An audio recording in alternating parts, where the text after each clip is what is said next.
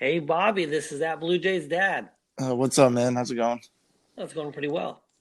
Hey, thanks a lot for doing this. Yeah, no problem. This is has the potential to be very fun, something to listen to while the world is crumbling around them. Yeah, exactly. I'm pretty excited for you. It's gonna be cool for sure.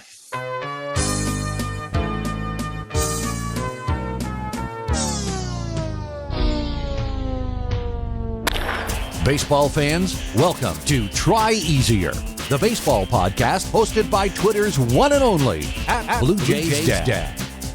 For years, Blue Jays Dad has been a mainstay in the baseball Twitterverse, live tweeting and hot taking the ups and downs of Canada's team while remaining engaging and, for the most part, friendly to fans of the opposition.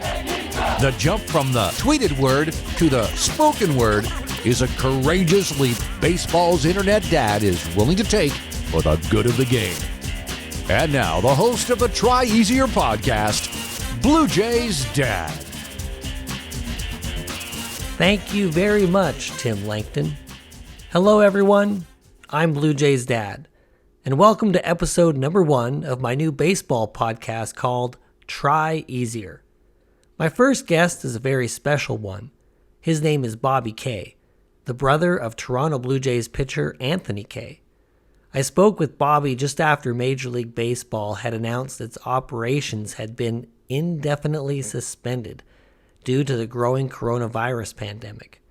We talked about his college baseball career, his recent trip to spring training, and his projections for the 2020 season. I mean, if there even is one.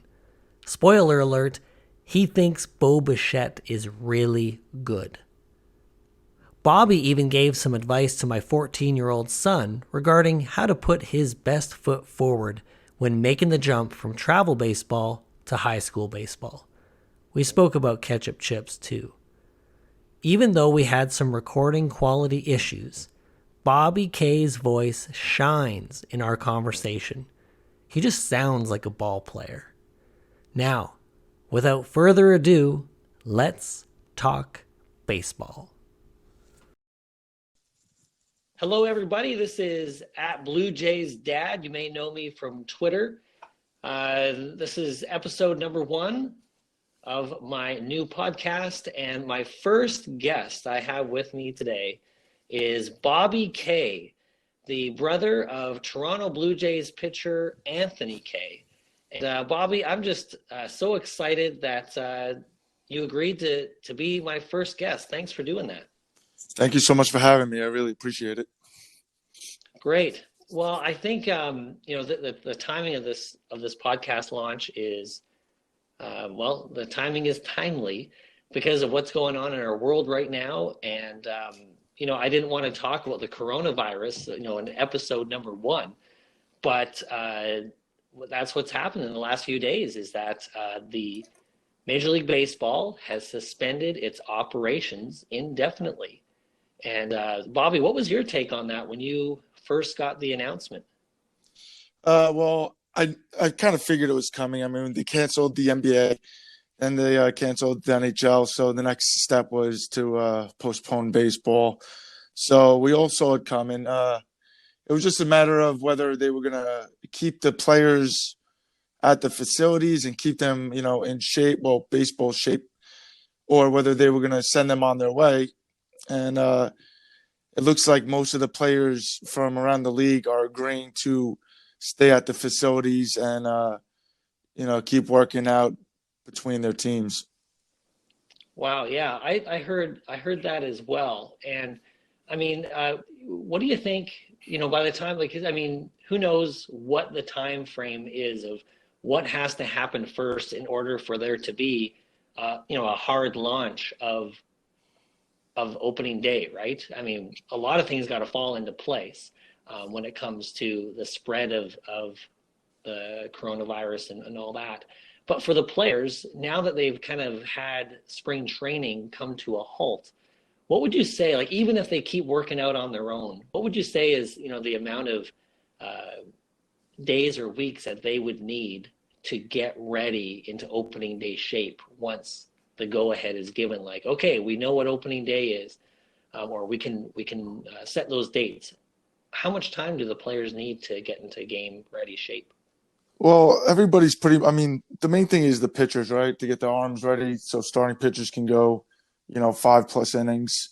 So if they stay in shape, and I would think about 1 to 2 weeks, probably 2 weeks would get the pitchers a couple starts, and then they'll be good to go.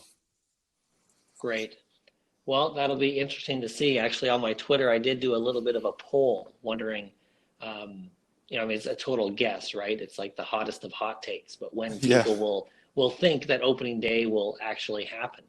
And yeah, whether that's, best case scenario, I think would be May, even if that. But yeah, it's interesting times to have such a void, a sports void in society right now.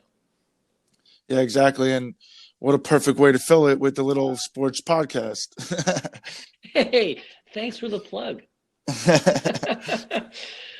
So in this episode, Bobby, I just wanted to go through, talk about a little bit, obviously about Anthony, but I also want to talk about your career as a pitcher. And it's many boys, girls' dream to be successful in a sport, and to go to the highest level. And it's I think now with this day and age, with all the information we have available, I think people are more aware now of what that journey takes, and the what am I trying to say here? Just that the elite level is incredibly difficult to get to.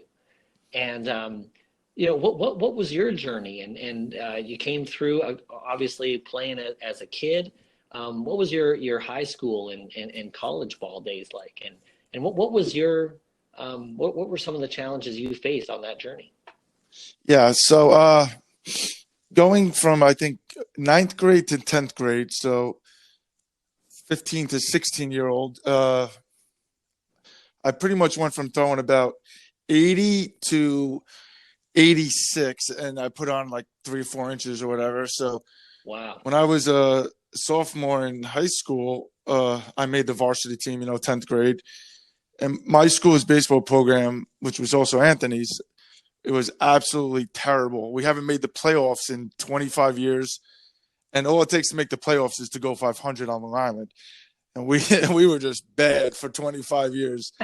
And my first year on that team, we made the playoffs for the first time.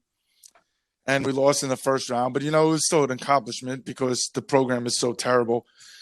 But then, it started to turn around, and we made the playoffs a couple more times. And we didn't win anything, but we definitely turned the program around and led the way for kids like Matt's and my brother. But then I got recruited by a lot of schools, local schools on Long Island, and I wound up choosing Long Island University, actually over Binghamton. Those are probably my last 2 picks. And I got a little scholarship to play there, and that was basically how my high school career went. I was all county my senior year, so that was pretty cool. But then I went on to college, and my freshman year I was actually starter right away because the program at Long Island University, we didn't have a senior pitching staff. So as a freshman, I cracked the rotation by earning my way through fall, basically fall baseball, which doesn't count for anything besides trying to prove yourself. And my freshman year, I think I was just absolutely terrible. I think the whole team was terrible. We were like 13 and like 30, but I was especially terrible. I was like 2-5 with like a 6 ERA, something disgusting. I was like 18, 19-year-old kid, 160 pounds, soaking wet, throwing decent, 88 to 90, but, just absolutely terrible numbers. And then sophomore year, we actually had a pretty good season. We won 30 games, really turned it around. We almost went to regionals. We lost in the championship. So that was tough, but we started turning the program around. And then junior year, was my good year. It's when things started clicking, you know. And what made it click? What was happening? I think it's just, you know, the confidence level, the experience of facing these hitters that, you know, are better than high school hitters. Basically, in high school, you face 2 to 3 good hitters on a high school team. You know, most of the lineup, it's just not good hitters. You know, 5 or 6 through 9, they're just bad. But when you go to college, you know, you're going to experience facing 7 good hitters. Maybe they have 1 or 2 bad hitters on the team. So I think I learned to pitch way smarter, and I really utilized. I threw a splitter, which was my main out pitch. So junior year was pretty good. We actually wound up winning the conference and making the regionals for the first time in like 20 years as a program. So that was pretty special. Wow. And I was All-American that year. I was actually leading I was second in ERA in the country through like 11 starts. I had a 1.3 ERA, and we make our way up to regionals, and we play in this park, which is an absolute bandbox. It's Franklin Pierce. I don't know if you ever heard of that college. This stadium is small, and these guys are just the powerhouse of Division II of the Northeast at the time. And we faced them the first game because we were the 8 seed and they were the 1 seed. And they must have beat us like 20 to like 3 or something like that. And it was like a shell shock. Like, we were so happy to make it a regionals, and then we show up and this team just destroys us. So then I was pitching the second game, and, you know, I was all cocky and I thought I was the man. I had a 1.3 ERA, and I faced Bryant University, and they lit me up. I must have I think I went like 2 or 3 innings. I left like 7 runs, and my ERA went from like 1.3 to like 2.1 or something. And I was like, oh. So what did it feel like? I mean, obviously it doesn't feel good, but you know, you're on the mound. Like, was it just like, were you having the thoughts of like, man, I can't throw anything in the zone that these guys are going to miss or hit weakly, or what? Well, when you're on the mound and this is happening, you kind of just want to walk away, but you have to keep pitching. You're just waiting for the coach to take you out. Right. And I was out there, and like, you're embarrassed. So you feel like your face being red and how angry you are, and you can't make it stop. It's like a weird feeling. So are you one that would keep looking over at the dugout to see if you're going to be taken out? Well, it was a two-loss elimination bracket. So after we got spanked 20-3 the first game, we didn't really want to even be there anymore because we knew we had no chance against these guys. Right. But you know, it's not like I didn't try. I still went out there. I was trying to throw gem, and yeah. So I guess it was the second inning, and these guys are teeing off. Like, I throw a splitter in the dirt, and they hit it over the center field fence. I'm like, what the hell? They must have had a good day or something. Or I had a bad day, but yeah, I was definitely like waiting for somebody to start warming up and looking at my coach like, all right, man, it's been a good season. Let's wrap it up and go home. You know? Oh, man, yeah. So I'm just realizing that one thing I didn't ask you about earlier is, what's the age difference between you and your brother, Anthony? Yeah, so we're 8 years apart. So we never growing up, we used to play baseball in the backyard and stuff and video games, but like hanging out wise or whatever, we were just too far apart. Right. So, he came. So, did you kind of blaze a trail? You're talking about like the different programs maybe that got improved, and just having someone that's kind of gone down that path a bit. Do you feel like that was a part of your impact in his life? So the main thing was I went through, travel ball and college recruiting and everything. And we learned from my experiences, my parents and whatever. And by the time my brother got there, they knew who to go through for lessons, what's the best travel team, how to handle the college experience. Because for me, you're just kind of thrown out there, and it's like, what do you do? I was visiting colleges that I had no intent of going to, but I felt like it was the right thing to do, out of respect for some of these coaches on Long Island that I knew.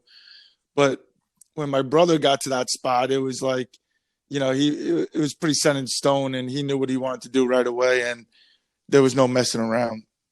Right. That's an excellent advantage to have, right? Someone who's already gone down that trail that can give you some wisdom, insight into that process.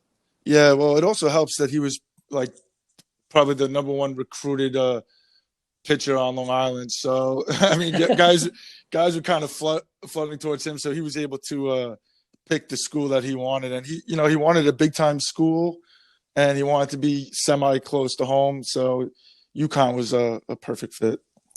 So you can't take all the credit. I told him everything he knows, but I'm not going to go there. So you mentioned playing through college, and you did play through your senior year. Let's talk a bit about right now what we're seeing on social media, on the Twitter, with different senior college players really grieving the fact that the College World Series has been canceled for this year. Tell us more about like what's in the head of these players that have just experienced such disappointing news. All right, so I'll talk a little bit about my experience as a senior. I had a decent season, and we made it to regionals again. And the thing that these kids aren't going to experience is basically like knowing you're playing in some of your last games. So when we went to regionals, we were playing at Yale, and I was pitching against Dominican College.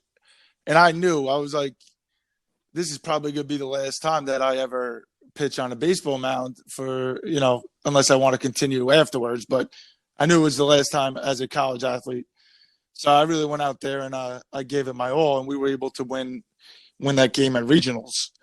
So that was like a really good feeling to be able to do that and, kind of solidify and end my career that way. And I decided not to pursue baseball after that and, get a job or whatever. But these kids, they lost that ability. And, this from senior day when all these parents show up, and it's such a good feeling to have everybody there to watch you for your last home games. And I feel bad that they're not going to be able to do that unless the NCAA steps in and gives them that year of eligibility and they come back.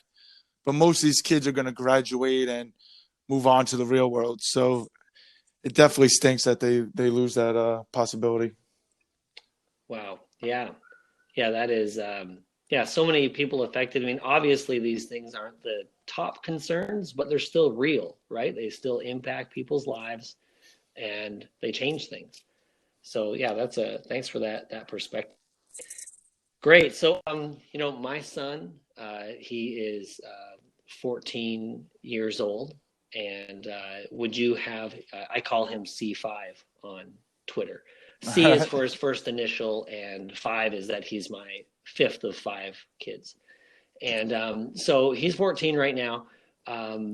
Any advice that you would give to someone, coming out of middle school, he's playing travel ball this year, but, heading into high school soon, advice for just what to work on, how to improve? What would you say? I think the main thing is you're going to have your ability that's going to be there. And the thing that's going to separate you from everybody else is how hard you work during practices and during training. So when we used to run, pitchers, they run a lot. It's what we do. We don't have much to practice on. They say, go run 5 miles, and we run 5 miles. My thing would be, I see people being lackadaisical. They're not, trying their hardest. To get a step above, you have to really put your best step foot forward during practice. And that also includes things like fielding practice and, your bullpens. Now, what position does he play? He's a pitcher and a middle infielder, just like his dad. Just like it's perfect. So sooner or later, he's probably going to have to pick whether he wants to play either or if he plans to play in college. But for now, like I said, take more ground balls than anybody. When you're taking ground balls, give it 110%. Don't be lackadaisical during your practices, because it really shows in game. And most coaches would rather have somebody who's hustling 100% of the time than somebody who's just a tiny bit more talented, Right. Excellent. Well, I'll pass that on if he refuses to listen to this episode. Yeah, for sure. Okay. But hey, so this might be a good segue into your spring training trip that you recently took. But I asked C5 if he had any questions for you. All right. So I have this one, and that is, have you ever got to have the bubble gum out of the dugout? They have like the big bubble gum. I do. I've never had it from the dugout. I mean, I've had double bubble before. It's delicious for like a good 30 seconds, but I've never had it from the actual dugout. Okay, well, there's our first question. Right on. So let's go into spring training now. With spring training coming to a halt, I had one follower on Twitter. Maybe I should just do a search for her handle just so she can get some. But she had a heartbreaking experience. Okay, it's MN, like Minnesota, Daisy Bell, and her initials are KA.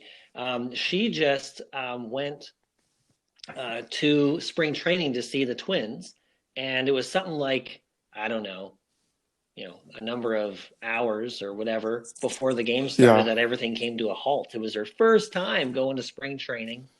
And man, so that just sucks. That's what that is, right? For sure. So, but there's a number of other people that did get spring training in and are kind of thanking their lucky stars they went when they went. But you went to spring training, and this is your first with your brother being with the Toronto Blue Jays organization. With your brother having he got into 3 games last year, is that right? Two starts. What do you have? 14 innings pitched, 13 strikeouts in that time, and he got his first major league decision, a win. And so, what was it like for you to go to spring training? With the Toronto Blue Jays organization and having your brother vying for a place in the starting rotation. Yeah, so it was it's always exciting to see him out there on the big league hill, and it's kind of surreal. You don't, like, I'm used to seeing him in the minor leagues and in college, but out there with the big boys is a incredible experience and pretty nerve-wracking. But so my main thing for going down there, because me, my mom, and my sister, we basically make it an annual trip to go watch him. And I have 2 goals when I go down there, and it's, number 1 is get on the beach and have some drinks, and number 2 is watch him pitch. So right. I fulfilled. You got your priorities fulfilled those straight, 2. Man. You got your priorities straight. Yeah, that's all I need, and I fulfilled those 2 obligations. And I'll tell you what, Clearwater Beach is a great beach, and we were right on this strip with all these bars, and it was a great place to eat dinner and hang out. And even better, Anthony pitched great. He pitched 2 innings, struck out Miguel Cabrera, which was pretty awesome, and it was just a great trip overall. Yeah, and striking out a guy like Miguel Cabrera has got to be awesome, because that's someone that you watch when you're growing up, right? For Anthony, right? That's someone that guy's on TV. And now I'm on TV. He's a legend. Yeah. Yeah. You hear all the time about the athletes and the fans, and they're always asking for autographs and everything. So I always like to bust his chops about it. So when we for the last game, his girlfriend and my sister, my mom, they wanted pictures, by the field with him. So the girls kind of held us up. They take a little while to get ready. I'm good after a shower and throwing some clothes in 5 minutes, but they held us up. We got to the stadium about 20 minutes past 12:30. We wanted to get there at, and so they thought Anthony wasn't going to be available. So they're like, "We're going to go to the shop and get some shirts or whatever." I'm like, "Well, I'm going to grab a beer and go down the right field line and see, everyone's still warming up or whatever. So I go down there, and of course Anthony's there waiting, and I was like, well, they're in the shop, so I don't know what to tell you. And he's like, well, I'll see you after the game. But then you really get a sense of like, because, we were kind of in the corner. It's hard to explain. I went down there, and you really get a sense of what the players go through because, I just said what's up to him for, 30 seconds or whatever. And then as soon as we were done talking, you had 30 people going, Anthony, and, shoving balls in his face. And he's getting ready for game time. So I was like, all right, I guess that's what they go through every day. But, yeah, it was pretty funny that they asked for these pictures and they went to the shop instead of just checking it out. And, That's awesome. Once again, priorities. Seems that runs strongly in your family. Yeah, the shop's not going anywhere, and he's got to get ready for the game. But, yeah, let's go to the shop. Oh, that's great. So how long were you down there for spring training? We were down 4 days, yeah. So originally we were going to go Saturday to, I think, Wednesday. But his start aligned on a Friday. So after wasting about $500 or whatever, we moved our trip that week to Thursday to Sunday. So, yeah, 4 days. Awesome. And, were you able to get a sense of the team, of the clubhouse? What's the vibe around the Blue Jays team right now? Well, before all this started, I think there was a great sense of excitement. I mean, especially for, the position players.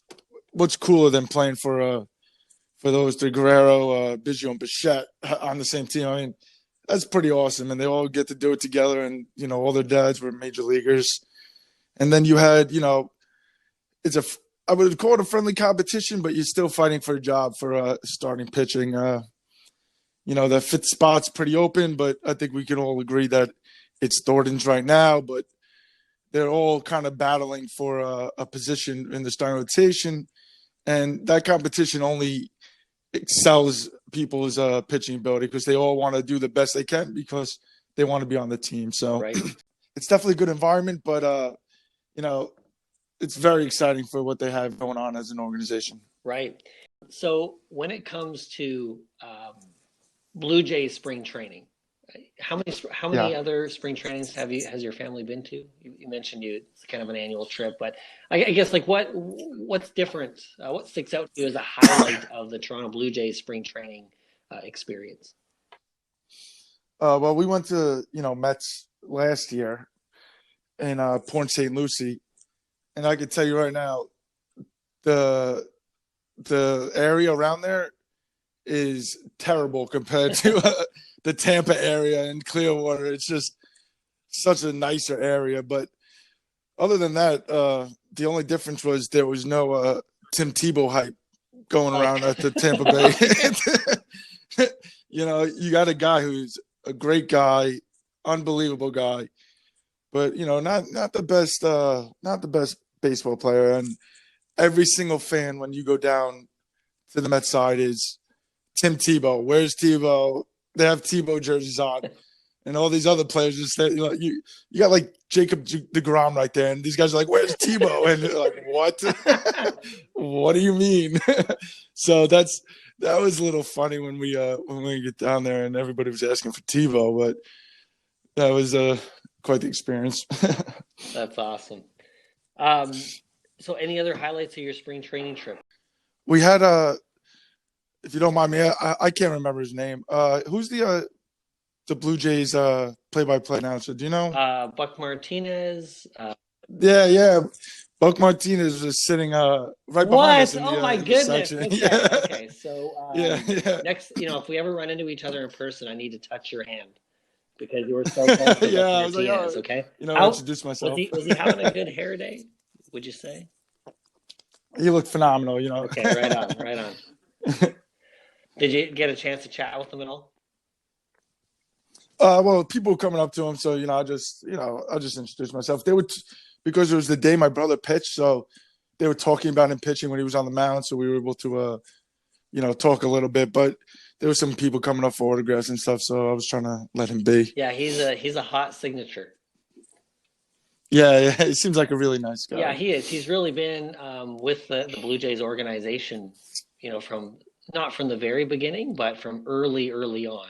The club started in '77, and Yeah, I forget when his first year was with the Jays, but it's got to be late '70s or yeah. early I saw he '80s. had But quite the career. yeah, he has, and it's yeah, I for me, it's going to be a sad day when when he's no longer the one calling the games, because there Oh is yeah, a for lot of sure. history there. And I mean, Twitter, they have fun with people's fumbles and bumbles and all that, and they're talking, and just like anything, right? I mean, you put yourself out there, you're you're not going to be perfect. You're going to have the different things you slip up with and whatever. But I think sometimes with Twitter, that stuff gets more accentuated than it deserves.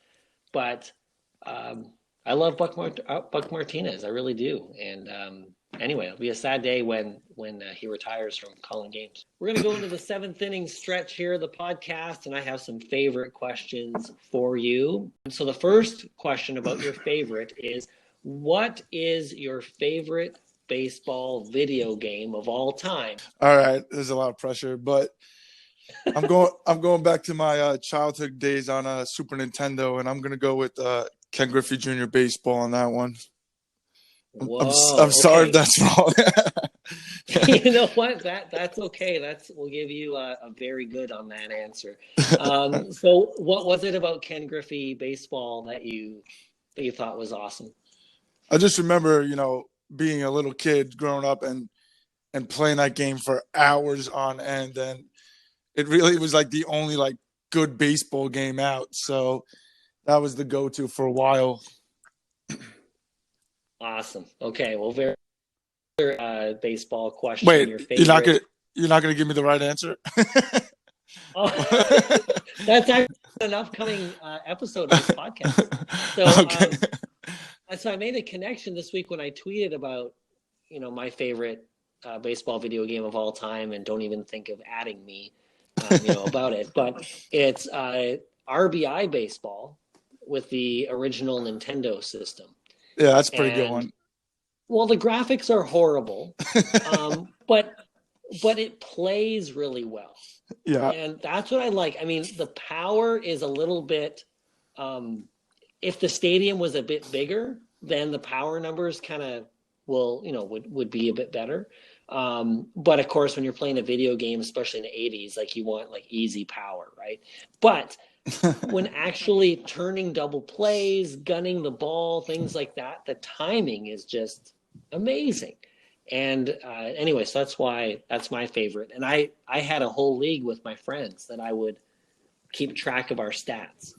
And if only my math teacher could have like channeled that in my life to, You would, like yeah. I'm doing batting average, I'm doing ERA, I'm doing all this stuff because back in those days, Bobby, the computer games didn't crunch all that for you. You Oh, had to wow. have a pencil, a paper, and a calculator. So What are those? What are those things? I don't understand. What's a calculator? Yeah.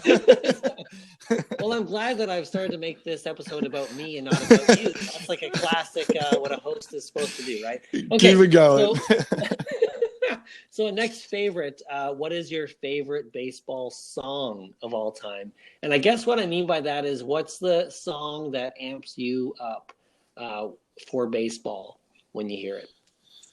I mean, the baseball thing is country music. So whenever we would do our pregame warm-ups in college and everything, we would pretty much do all country, a little bit of chicken fry kind of deal.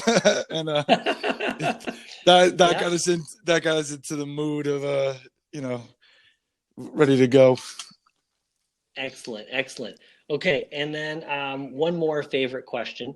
Now your Twitter bio, which is at BK, so B letter B and then KKAY zone.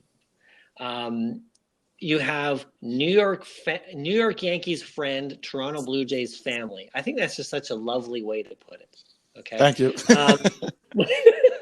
But this next favorite question has to do with, what is your favorite major league ballpark? And it's okay to not say the Rogers Center because for most Blue Jays fans, that's not their most favorite ballpark. But what's your favorite ballpark? And this is a judgment-free zone. Okay, so Yeah, well, go. it's not Yankee Stadium, so don't worry about that. Yankee Phew, Stadium. okay, man, I was getting ready to hit the edit delete button, but anyway. Okay. Yankee Stadium is actually pretty boring and not very fan friendly. But I'll tell you what, from the ones that I've been to, I went to Cleveland's stadium for the Yeah. All-Star game, and that place was awesome, man. I can't say enough good things about that. But I don't want to admit it, but it might be Fenway, and I hate the Red Sox, but what an iconic stadium, you know? It's Right. It's got everything. That's probably one that I need to check off the bucket list soon and go there ASAP. Yeah, me too. I'm into that. I haven't been yet, but I do need to go. For me to bring this back to me again, Bobby. I live like a 23-minute drive from Target Field. Yeah. And that is pretty special. Like I'm very pumped about being here in Bloomington and Minneapolis. And but that stadium is just incredibly simple. There's so much about it that I like, to the point where you drive into the parkades right off the interstate. Yeah, that's awesome. Like you pick one of three exits and you're in. Like when I, in Toronto with the Rogers Center, I'm sure you've been, right? Have you been to the Rogers Center yet? I have not been yet. No. Okay. I actually just got my passport. I'm ready to go. Hey, right on. You're taking steps towards that goal. That's great. Yeah. But it's mayhem down around the stadium before the game. And, you could be stuck forever getting out of there. But when the Twins game is done, you hop in your vehicle and you're out. And same thing for Yankee Stadium. It takes you hours to get out of that thing if you don't park, down and walk like 20 minutes. So. Right. Okay, well, let's a little segue here into the upcoming season. Who knows how long or short, or even if it will happen. But let's segue it with that favorite ballpark question and say, do you have any plans to go? You mentioned getting your passport for Rogers Center. Any other ballparks that you're thinking of going to this upcoming season, if obviously the season actually happens? I guess my number one priority would be to go to the Rogers Center. That's the top of my list. And I've been to Camden Yards before, Yankee Stadium, obviously. I would really like to make my way to Fenway. That's probably number two. And then possibly something on the West Coast. I have a few friends out in the Washington area that are going to they're going to the Blue Jays against the Mariners game, later on in the year. And they were messaging me, you got to come out for the game. You got to come out. So if I can make that trip, I definitely would. Oh, that's so worth it. You've probably heard it said it's like another home game, another home game for the Jays. Yeah. And I just, being a Blue Jays fan, and I respect the Mariners. I do. I lived out in Washington for 4 years. So I respect all that. I got good Mariners friends. But it's hilarious how resentful the team is towards the Jays fans coming. Oh, really? Like they talked about different, we're going to buy all the tickets and give them to charity. All this stuff. It's pretty good. So, okay, upcoming season. I was going to ask you about win projection, but that doesn't make any sense now that we don't know how many games are going to be played. I saw someone on Twitter say the other day that, baseball needs to be shorter anyway. They just need 126 games, even if there is no suspension of activities. And I'm like, no, don't like that. Don't like that. But let's go prorated over 162. Okay, let's just say we're playing 162 games. What do you see the Jays maybe a realistic window for wins this year? I was setting the goal at 81, and I think that would be a good jump from last year. So I was hoping to see that. Okay. Who do you think is going to have the maybe a breakout season or the most improvement from last year's squad? Uh, as much as I want to say Guerrero, I'm going with Bichette. The kid looks amazing, so I think he's going to be the one to watch this year. So you think he's going to take it to another level, or do you think, or are you talking about just him maintaining that over 162? I think he might make the All-Star game if he can play up to his abilities. Starting rotation. Oh boy. I saw your tweet. I think it was you that was talking about like it's not really a battle for the fifth starter because you have like so many different starters you're going to use that year. Was that you? Was that one of your tweets? Yeah. I was quoting a article that I retweeted. Yeah. Okay, cool. So, how do you? Well, what's a way to ask this question? I guess I want to know: do the Jays have a starting rotation that can take them beyond 81 games potentially? So we could start at the top with Ryo. He's the clear number one. He would be a number one on pretty much every team except for a couple. And then you go with, I think these guys can flip flop anywhere, but Chase Anderson, Tanner Rourke, Shoemaker, those guys I think are pretty much set in stone where they are. They're basically four ERA guys. They're going to give you 6 innings, 3 runs, or 7 innings, 3 runs, or whatever. That's pretty much what they do. Pretty solid pitchers. So, I mean, with the offense we have, I don't see why we can't win a lot of games with those guys. And then I think the fifth spot was how do you say his name? Barucki? Yep. How do you say Barucki? I think he was locked into the fifth spot, and feel bad for the kid because he's run into some arm problems for the past couple of years. But now with the experience that Thornton had, and he really stepped up last year, we're going to give him the 5 spot to start the season, and I think he's as good as a 5 starter as any team has. So when you compare their rotation with, I mean, we're not going to say the Mets because the Mets probably have the best rotation in baseball, but if you compare them to most teams, I think they can compete with pretty much anyone, especially with their lineup. Once their lineup gets more experience, that's really all they need. To have the talent. So once they get more experience in the league, I can't see them not really being a playoff contender for years to come. Well, that's exciting. You just won a lot of points. You probably just got like a lot. There's going to be so many more Jays fans following you. After they listen to this and they hear that, they're going to be running to their phones and like follow. And I did want to give you a shout out once again. It's Bobby K, and your Twitter handle is BKAY Zone, BK Zone, and for people to follow you because I think you're a great follow. Thank you. I think you handle Twitter really well. Twitter is a strange beast, isn't it? For sure. It can give you these like wonderful dopamine hits of like, oh, I got a like, I got a retweet, I got, all that. And then it can just like devour you. Exactly. I know. It's dangerous. It's a dangerous place. But Bobby, you belong there, man. You belong with us. We are happy to have adopted you into the Toronto Blue Jays family. And I have Yankees friends too. So, we're good. We're good on that. So just as we're closing out here, we'll just close this out.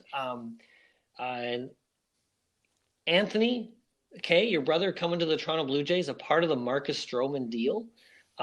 Controversial at the time, right? Because it's Marcus Stroman. And, at the time we didn't, have many starting, we were lacking starting pitching. And so it was a controversial shift right there. But I just want to say that I think Anthony K and yourself, but your brother handled it so well. And, I don't know the behind the scenes of what the psychology is like when you're coming into a new organization and you've just been traded for, one of their top guys. I can't remember if he was like the only all-star that year or something, but, awesome job by Anthony. I'm specifically thinking of just how he engaged Blue Jays fans on Twitter. And Yeah. remember, he was sent like Canadian food care package or something. And Yeah. I actually have a few of those stats down. He did rank ketchup chips a 4 out of 10. Hated those. I think the aftertaste or something. He says. Have you had ketchup chips yet? I haven't, and I haven't had the all dressed, which is he's the one. He's what do you give a 10 out of 10 on those or something? He did. I've just checked with my statistician, and he did give a 10 out of 10 on. Checks out. It does. It checks out. And my daughter, who I refer to her as H3 on Twitter, she says that they actually sell all dress now here in the U.S., at least in Minnesota. And there's a big stamp on the package that says "From Canada" or something. Where's she hide these things? I got to go check them out. I know. Yeah, you gotta. We'll see if we can hook you up, man. We'll see if we can hook you Definitely. up. And so anyway, just anything. Has Anthony felt well received into the Blue Jays organization? Well, yeah, you guys were awesome on Twitter. I mean, right away, you guys embraced him. Besides a couple of knuckleheads that had some bad comments. I mean, I get it because, Stroman was, your go-to guy. And I understand that they were mad because when you trade your all-star, you expect all-stars in return, but that's not always how it works. So they got two solid prospects, but nobody knows about these prospects. So it was all right that they were, pretty angry at first, but I think they're seeing their return. That Anthony came up already, and I'll tell you what, Simeon Woods Richardson is he's going to be a beast of a different breed. Has a great arm, so I think they'll be pleasantly surprised when he matures enough. Well, I just wanted to say, Bobby, thanks for being on my podcast, episode number 1. I can't speak for every knucklehead on Twitter, but I'm very happy that the K's are a part of the Blue Jays family. And so thanks so much, Bobby. Thanks for your insight and your stories and just being a part of what we're doing in our fandom. No, thank you so much for having me. It's an honor to be wanted to be on your first episode, and I'm excited for you to continue to do this podcast. And you definitely gained a listener, me for sure. And I hope everybody is able to listen to you because you're very knowledgeable and insightful. Hey, wow. Can we get that on the back of an airplane, bringing that across the stadium? Anyway, no, that's great. Thank you. And I would love to have you again in the future. Yeah, definitely. All right. Well, thanks, Bobby. All the best. Enjoy the rest of your Saturday, and we'll talk to you soon. Sounds good. Have a good day. Bye-bye. I hope you enjoyed my conversation with Bobby K. He was the perfect guest to help launch this podcast. Speaking of helping launch this podcast, you can too. First of all, you can hit a single by subscribing to this podcast wherever you get your podcast from. You can drive a 2-bagger into the gap by sharing the link to this episode on social media. Also, you can stretch this into a triple by leaving a 5-star review on Apple Podcasts. Or you can hit a walk-off grand slam home run by supporting this podcast for as little as 99 cents per month. Visit BlueJaysDad.com for the link to do so. Thank you for listening. Until next time.